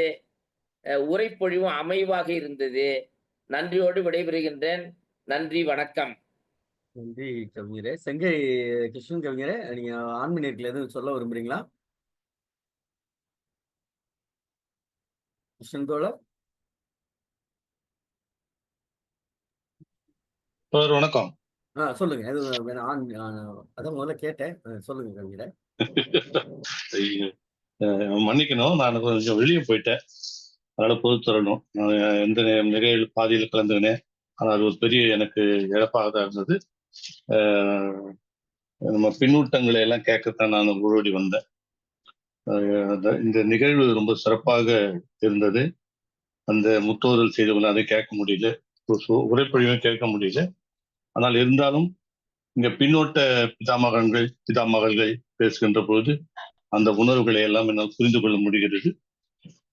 வள்ளுவன் தனிப்பட மிகுதி என்ற இந்த தலைப்பிலே தலைவன் தலைவிக்கு இடையில் இருக்கிற அந்த அன்பை விடுபட்டு போகின்ற பொழுது, பிரிகின்ற பொழுது பிரிதல் நிமித்தமும் என்று இலக்கியம் சொல்வது போல, பிரிதல் என்பது காதலில் இயற்கை. நம்முடைய பிதாமகன் நல்லாசிரியர் அண்ணன் நான் சொல்வது போல, யார் தோற்கிறார்களோ அவர்கள் தான் ஜெயிக்கிறார்கள் சொல்றார்கள். இதில் என்ன எனக்கு ஒரு மகிழ்ச்சியான விஷயம் என்றால், அந்த முதல் குறளிலே தலைவனும் தலைவியும் விருப்பப்பட்டு இணைகின்ற போது கிடைக்கின்ற சுகம் எதற்கு ஈடாகும் என்று, எதற்கு இணையாக அந்த வள்ளுவர் சொல்றாருன்னா, விதையில்லாத பழத்துக்கு இணையாக. அந்த பழத்தை அனுபவிக்கின்ற போது விதை என்பது ஒரு தடங்கள் தான். இது இப்படியெல்லாம் கூட சொல்ல முடியுமா என்பதுதான் நமக்கு. ஏன்னா இது ஏறக்குறைய அந்த அந்த நேரத்தில் தடங்கள் இருக்கக்கூடாது. ஒரு இம்மி அளவு கூட அது விதையை எடுப்பது என்பதோ அல்லது அதை நீக்குவது என்பதோ பெரிய கஷ்டம் அல்ல, பெரிய காலமும் ஆகிவிடாது. ஆனால் அது கூட அதில் இல்லாமல் இருக்கின்ற ஒரு நிலையை இந்த இடத்தில் அழகாக தனிப்படர் இந்த குரலில் சொல்லுகிறார்கள். இந்த தலைப்பிலே நம்ம சகோதரி ரேவதி சொல்லும் போது சரி, இது பிரிந்து செல்கிறவர்கள் என்பது வேண்டுமென்றே பிரிந்து செல்வதல்ல, இது காதலின் இலக்கணம். கண்டிப்பாக அந்த பிரிவு என்று இருந்தால்தான் காதல் என்று சிறப்பாக இருக்கும். அதான் வள்ளுவர் அழகா வச்சிருக்கார், ரொம்ப சிறப்பானது. அந்த பிரிவுகளில் இதெல்லாம் வரும். ஆனால் தலைவிக்கு மட்டுமே இது முழுக்க சொன்ன மாதிரி எனக்கு தோணுது. அவங்களுடைய நிலைமையை பற்றி தனிப்படர் மிகுதி என்பது தலைவனால் பிரிகின்ற பொழுது இன்பத்தை கொடுத்து விட்டு, அன்பை கொடுத்து விட்டு பிரிகின்ற போது ஏற்படுகின்ற மனநிலையை இந்த குறள்கள் சொல்கின்றன. இது எல்லோரும் சொல்லிவிட்ட பிறகு நான் அதிகமாக சொல்வதற்கு என்றும் இல்லை. வழக்கமாக நம்முடைய அரசியல் அம்மா அவர்கள் ரொம்ப சிறப்பாக பாடல்கள் எல்லாம் பாடினார்கள். நாம இந்த காலத்துல அந்த பேனர் எல்லாம் பார்க்கும்போது நமக்கு அப்படிதான் தோணுது. ஆனா திரைப்படங்களில் நாம பார்த்துக்கிற போது சரோஜா தேவி எம்ஜிஆர் படங்களை எல்லாம் போட்டு கல்யாணம் அவர்களுக்கு அன்பளிப்பா கொடுத்துருக்காங்க அந்த காலத்துல. அது ஒரு காண கிடைக்காத காட்சி என்று நம் திரைப்படத்துல பார்த்து, அவர்கள் இருவரும் ஜோடியாக இருக்கின்ற படத்தை பார்த்து உண்மையான ஜோடிகளுக்கு அன்பு பரிசாக கொடுத்துக்கிற காலம் ஒன்று உண்டு. இது ஒரு கலாச்சாரமாக இருக்கிறது இன்றைக்கு. அப்படி பார்த்த காலம் போய் அவர்களாகவே இந்த உண்மையான ஜோடியை ஒரு கதாநாயகன் மாதிரி திரைப்பட பேனரில் வரும் மாதிரி நாமும் இருக்கணும் அப்படின்னு சொல்லிட்டு அந்த பேனரை காட்டுறது இன்றைய நடைமுறையாகிவிட்டது. அது தவிர்க்க முடியாது இந்த இளைஞர்களிடத்தில். அது இன்றைக்கும் அன்றைக்கு விளம்பரங்கள் எல்லாம் கையெழுத்துக்களில் எழுதி கொண்டிருந்தார்கள். ஆனால் இன்றைக்கு பேனர் வந்த பிறகு என்னென்ன வடிவத்துல என்னென்ன மாடல்ல போடுறான்னு ஆச்சரியமா இருக்கு. சகோதரி சொல்ற மாதிரி இதெல்லாம் நம்ம கொஞ்சம் குறைச்சிக்கலாம், குறைத்து கொள்ளலாம். ஆனால் இன்றைய தலைமுறைக்கு அது சரியாக இருக்காது. அவர்களாக குறைத்து கொண்டால்தான் உண்டு என்று கூறி ஒரு சிறப்பானது இந்த நிகழ்வை நிகழ்த்தி எனக்கு வாய்ப்பளித்தமைக்கு தமிழ்நாடு கலை இலக்கிய பெருமன்றத்துக்கும் அன்பு தோழர் கருமுருகன் அவர்களுக்கும் நன்றியை தெரிவித்துக் கொண்டு விடைபெறுகிறேன். நன்றி, வணக்கம். இது வரி கவிஞன் எழுதின வரிதான். பிரிவு என்பதே உறவுக்காகத்தான் கண்ணே அப்படின்னு எழுதின வரிகள் தான் நீங்க பேசின அந்த கருத்தியலோடு ஒப்பிட்டு பார்க்கிறோம். மிக்க மகிழ்ச்சி. முனைவர் மகாராஜன் ஐயா இணைஞ்சிருக்காரு. நேற்று ரொம்ப சிரமப்பட்டு எனக்கு புலனத்துல போட்டுட்டே இருந்தார். ஐயா இணைய முடியல அப்படின்னாரு. ரொம்ப மகிழ்ச்சி. கமல் ஐயா ஐயா இது 2 வார்த்தை சொல்லலாம் உங்களுக்கு. ஏன்னா நேற்றுல இருந்து நீங்க தொடர்பு கொண்டுட்டே இருக்கீங்க. அதாவது பெரும்பாலும் நல்லாசிரியர் பேசின பிறகு வாய்ப்பு கொடுப்பதில்லை. இருந்தாலும் இந்த சபை இன்றைய தினம் அதை பொறுத்தருங்க. சரி, ரொம்ப நன்றிங்கய்யா, ரொம்ப நன்றி. அதாவது சங்க இலக்கியத்துல பாத்தீங்கன்னா, சாதல் அஞ்சேன் அஞ்சுவல் சாவேன் பிறப்பு பிரிது ஆகுவதாயின் மறக்குவேன் கொல் என் காதலன் எனவோ அப்படின்னு ஒரு வரி வரும். அதாவது தலைவன் பொருள் தேடி போறான், பொருள் தேடி சென்ற தலைவன் பார்க்காமையே நான் ஒரு வேளை இறந்து போனால் மறுபிறவியிலும் நான் என்ன செய்யணும், அவனுக்கு மனைவியாக அவன் என் காதலனாக இருக்கணும் அப்படிங்கிற ஒரு வரி வரும். அதே மாதிரி அதான் தனிப்பட மிகுதங்கிறது தலைவிக்கு தான் இருக்கிற மாதிரி வள்ளுவர் சொல்லியிருக்காரு. அதாவது தாம் வீழ்வார் தம்விழா பெற்றவர் பெற்றோரே காமத்து காலில் கனி. அதாவது தாம் விரும்பும் கணவனால் விரும்ப பெற்ற மகளிரே. இந்த வரியிலும் பாத்தீங்கன்னா கணவனால் விரும்ப பெற்ற மகளிர் தான், இங்க தலைவன் விரும்பியதா இல்ல. அடுத்த குறளை பாத்தீங்கன்னா, வாழ்வார்க்கு வானம் பயந்தற்றல் வீழ்வார்க்கு வீழ்வார் அழிக்கும் அழி தம்மை விரும்பி வாழும் மகளிருக்கு அவர் விரும்பும் கணவர் செய்யும் பேரன்பானது. இங்கேயும் கணவனுக்கு தான் முக்கியத்துவம் அடுத்த அந்த குறளையும் கொடுத்திருக்காரு வள்ளுவர். அடுத்து பாத்தீங்கன்னா, விழுநார் வீழா படுவாருக்கு அமையுமோ வாழும் நம் என்னும் செருக்கு தாம் விரும்பும் கணவரால் விரும்பப்படும் மகளிருக்கு அவர் பிரிந்து சென்றாலும் பின் அவரோடு கூடி வாழ்வோம் என்னும் செருக்கு பொருந்தும். இங்கேயும் கணவனுக்கு தான் முக்கியத்துவம். இங்க தலைவிக்கு தான் என்னது தனிப்படர் மிகுதி அப்படிங்கிறது எல்லா குறளிலுமே கணவனுக்கான தலைவனுக்கான முக்கியத்துவத்தை தான் வள்ளுவர் சொல்லியிருக்காரு அப்படிங்கிறத பார்க்க முடியுது. அதே மாதிரி எல்லா குறளிலுமே அப்படிதான் இருக்கு. என்னால் விரும்பப்பட்ட காதலர் என் அன்பால் அன்பே இல்லாதவராயினும் அவரை பற்றி ஒரு சொல் கேட்பேனும் அது எனக்கு என் காதுகளுக்கு இனிமையானது. இங்கே தலைவனை பத்தி ஒரு சொல்லு கேட்டாலே அது என் காதுக்கு, அவர் என்னை விரும்பலட்டாலும் பரவாயில்ல, என் மேல அன்பு வைக்கலட்டாலும் பரவாயில்ல, ஆனா அவர் பத்தி ஒரு இன்பமயமான ஒரு சொல் கேட்டாலே அது எனக்கு பெரிய விஷயம் அப்படின்னு இங்கேயும் தலைவனுக்கு முக்கியத்துவம் கொடுக்கல, தலைவியை தான் பேசுற மாதிரி எல்லா குறளிலுமே இருக்கு அப்படிங்கிறத பார்க்க முடியுது. உரை வழங்கிய பேராசிரியர் ஜெயந்தி அவர்களுக்கும் முற்றோதல் செய்தவர்களுக்கும் வாழ்த்துக்களை பகிர்ந்து கொண்டு விடைபெறுகிறேன் ஐயா. நன்றி, வாய்ப்பளித்தமைக்கு நன்றிங்க. நீங்க பேசாம இருந்தா இவ்வளவு பெரிய தரவுகள் கிடைக்காம போயிருக்கும். மிக்க மகிழ்ச்சி. உரைப்பொழிவாளர் ஜெயந்தி அம்மா அது நிறைவா சொல்றீங்களா? ஐயா வணக்கம். மிகுதியான அந்த இடத்தில் அதாவது மிகுதியான உரை தேவைப்படாத காரணத்தினால் நான் மிகவும் சுருக்கமாக சொன்னேன், தவறாக எண்ண வேண்டாம். மிக்க நன்றிங்க ஐயா, இந்த வாய்ப்பு நல்கியதற்கு ரொம்ப நன்றி. நான் இளம் பெண் தான், இப்போதான் கல்லூரி முடிச்சுட்டு ஒரு கல்லூரியில வேலை பார்த்து கொண்டிருக்கிறேன். முதல் உரை எனக்கு முழுமையா நிச்சயமாக மறக்க மாட்டேன். ஏனென்றால் நான் முதல் முறையாக உரையாற்றிய தளம் இது. இந்த வாய்ப்பை ஏற்படுத்தி கொடுத்த அனைத்து அன்பு நல்லுள்ளங்களுக்கும் எனது மனமார்ந்த நன்றி. எப்பொழுது என்னுடைய ஏதாவது உங்களுக்கு தேவை ஏற்பட்டால் நிச்சயமாக உங்களுடன் இணைந்து நானும் செயலாற்றுவேன் என்பதை கூறிக்கொண்டு விடைபெறுகிறேன் ஐயா. மிக்க நன்றி. ஜெயந்தி அம்மா தினமும் இணைய வேண்டும் என்கிற அன்பு வேண்டுகோள் தான் இந்த மன்றத்தின் சார்பாக உங்களுக்கு வேண்டுகோளாக வைக்கப்படுகிறது. ஏன்னா பெண்ணாக இருப்பதனால் தினமும் இணைவது என்பது இடர்பாடு என்பது எமக்கும் தெரியும்.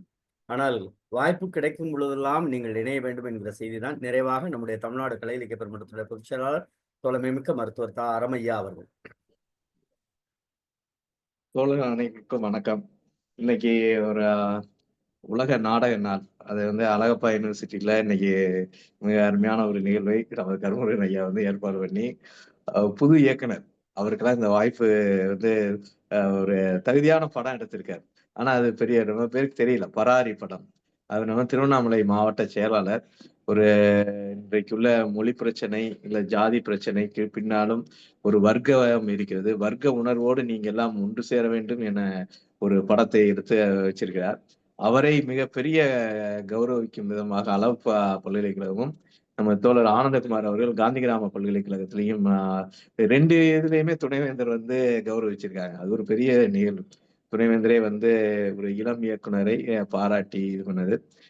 உலக நாடக நாளை மற்றும் அதை ஒட்டி இதுவும் இன்னைக்கு ஒரு அதிகாரமே ஒரு நாடகம் மாதிரி தான் இன்னைக்கு இருக்கு. நேத்து அதிகாரம் அப்படிதான் இருந்தது. இன்றைய முற்றோதல் செய்த மாணவன் ரொம்ப பவித்ரா ரொம்ப நல்லா சொன்னாங்க. ஜெயந்தி அவங்க அம்மா வந்து மிக அருமையாக அவங்களுடைய முதல் உரையாக இருந்தாலும் அது வந்து ஒரு இன்பத்துப்பால் உரையா இருந்தாலும் கூட மிக அருமையாகவும் தேவையான விஷயங்களை எல்லாமே சொல்லிட்டாங்க.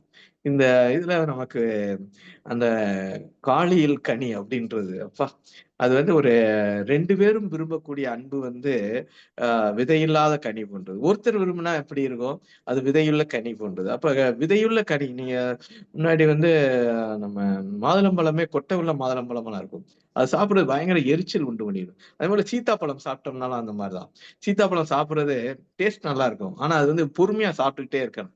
அந்த இதெல்லாம் இன்னைக்கு நம்ம இப்படி கூட ஒரு கற்பனை பண்ண முடியுமான்றது நமக்கு ஒரு மிக ஆச்சரியப்படக்கூடிய ஒண்ணு. அதுக்கு அடுத்த கற்பனை ரொம்ப இது வாழ்வார்க்கு வானம் பயந்து. அப்ப நீங்க வந்து உயிர்களுக்கு தேவையான போது மேகம் அந்த அமுதம் என்னும் அந்த மழை துளியை பெய்கிறதுன்னு சொல்லியிருக்காரு ஏற்கனவே.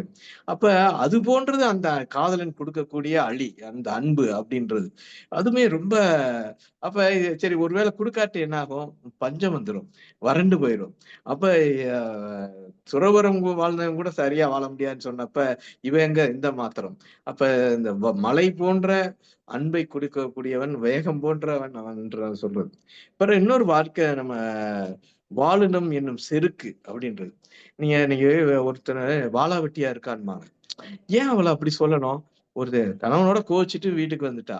ஆனா அது வந்து வாழா வெட்டின்பாங்க. அப்ப வாழ்க்கைன்றது என்னன்னா உயிரோட வாழ்றது இல்ல வாழ்க்கை.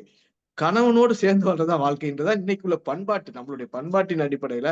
ஆனா இது அறிவியல் ரீதியா உயிரோட வாழ்ந்தாலே வாழ்க்கை தான் அது.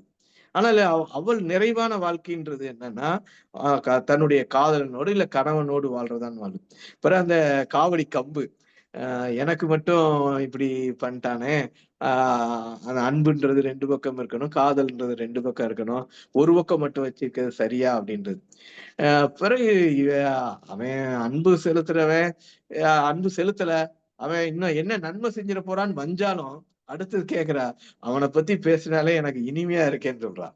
அதெல்லாம் வந்து காதல் உணர்வினுடைய உச்சமா தான் கடைசி குரல் தான். நெஞ்சே நீ அவன்கிட்ட போய் என்னுடைய அன்பெல்லாம் சொல்லிக்கிட்டு இருக்காத, அதுக்கு கடலையாவது தூத்து விட்டுறலாம் அப்படின்னு சொல்றது. அது வந்து ஒரு மேஜிக்கல் இதான், ஒரு ஃபேண்டசி தான். கடலை போய் தூக்க முடியுமான்றதெல்லாம். ஆனால் அவன் அப்படிப்பட்டவன், நீ அவன்கிட்ட போய் ஏன் முரண்டு உடிச்சுக்கிட்டு இருக்க அப்படின்னு ஒரு அவனை குறைத்து பேசுவதாக இருக்கு. இந்த அதிகாரமே இன்னைக்கு வந்து முழுக்க முழுக்க காதல் உணர்வோடு அத்தனை குரலும் தோய்ந்து எடுத்த குரல்களாக இருக்கிறது. அனைவருக்கும் நன்றி. மிக சிறந்த பின்னூட்டம் வழங்கிய அனைவருக்கும் அரசியல் அம்மா அந்த பொருத்தமான பாடலை மிக அருமையா சொன்னாங்க. அனைவருக்கும் நன்றி. நன்றி தோழர்களே, மிக்க மகிழ்ச்சி. இன்றைய தினம் நம்முடைய நல்லாசிரியர் சொன்னது போல இன்றைக்கு பின்னூட்டம் கவிஞர் கிருஷ்ணய்யா சொன்னது போல நிறைவு பின்னூட்டமாக இருந்தது. பல்வேறு தேடல்கள். ஜெயந்தியம்மா சொன்ன மாதிரி அவங்க நிறைய பேசினாங்க, அப்படிலாம் கிடையாது.